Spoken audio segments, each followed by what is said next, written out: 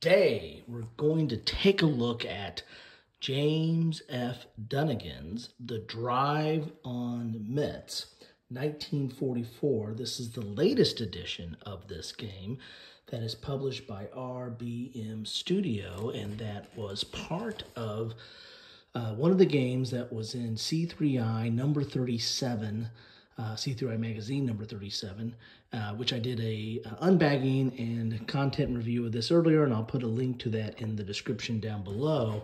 But I've also covered The Drive on Metz before.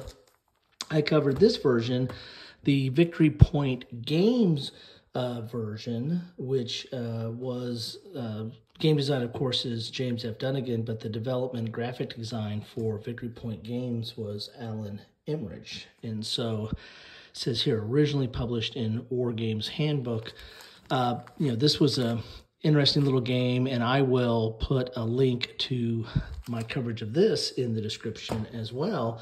But we're here to talk about the latest and greatest version of this from RBM Studio. And what do you get what do you get as far as when you pull this game out of the magazine or the magazine bag? You get the rule book, you get a board that has some tracks, I'll show you that, and you get the counter sheet. Now the counter sheet has counters for all the other games and scenarios and variants that are in C3I number 37, but the main counters for Drive on Metz are down here. It's this group of counters right here. So not a lot of counters. So this is kind of this is a very small footprint game. And there's the backs of those counters as well. Then you get this map board. Jeez, I'm coughing up again. Just cannot seem to get rid of that. So what you see here is, excuse me for a second, you get the map, which has the northern group, central group, and southern group. I'll go a little bit closer there so you can see the actual map and board. Not very big. Again, there's not very many counters, so that's very low counter density, and actually a relatively good game as an introductory game for Hex and Counter. Then we get the tracks. You have the game turn track up here. You have your victory point track, and if you recall, when you looked at this sheet here, there's victory point track counters.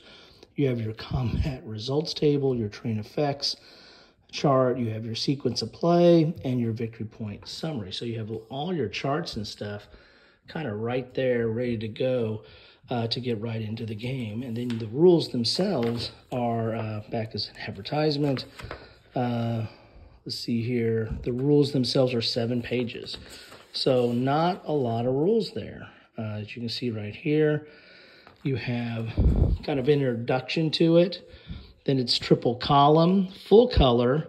You've got a description of the different units there, what they have as far as setup and division and unit size, unit designation, unit type, but the main numbers are the combat strength and the movement allowance. As you can see there, this is, again, a relatively straightforward hex and counter game. There's your zones of control, here's resolving combat, all the stuff that you would expect to find in a straightforward hex and counter. In fact, the rules are really only, looks like 6 pages, because the rest of this from page 6 and 7 are all designer notes. So there you have it. That is the Drive on Metz, or James F. Dunnigan's The Drive on Metz, which is a redoing or a re-envisioning, or basically a reprint or an updated version of this Drive on Metz, which was a reprint or updated version of the one that was originally published in the War Games Handbook there. So there you have it, all the different Drive on Metz. There might be some more out there, but this is the ones that, these two are the ones that I have and have covered. And love to know your thoughts on this. This has been around for quite a while. I think this is originally was done in the mid to late 70s maybe, when it was first published. So some of you surely have played this. Love to know your thoughts on it. Anyway, that's what I have for you today. Thanks all. Take care.